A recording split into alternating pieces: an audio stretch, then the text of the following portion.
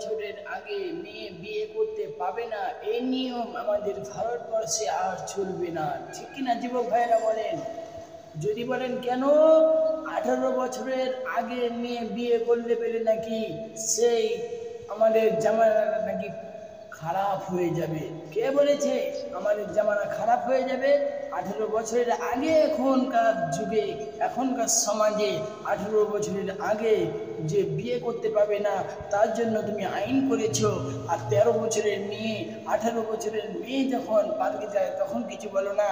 আর 13 বছরের মেয়ে, 12 বছরের মেয়ে তারা যখন পার্কে যায় তাদের জন্য আইন কোথায়? তাদের জন্য আইন কোথায়? আর আপনি বলছেন যে 18 বছরের আগে মেয়ে বিয়ে করতে পাবে না। কেন? এই নিয়ম আমাদের এই ভারতবর্ষে আর চলা সম্ভব নয়। আমাদের ভারতবর্ষে আর চলা এই নিয়ম কখনোই সম্ভব নয়।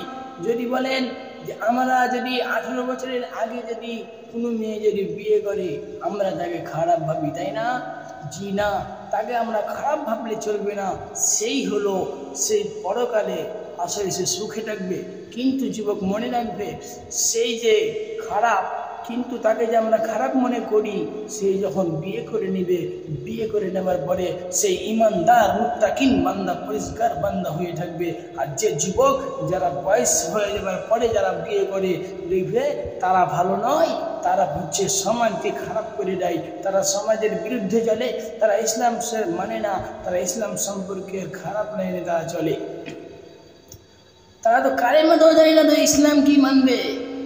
তারা মুসলমানের ঘরে জন্মগ্রহণ করে আর কালেমা জানবে না, আর তাকে মুসলমান বলে পরিচয় দিয়ে লাভ আছে? ঠিক কিনা যুবক ভাইরা বলেন?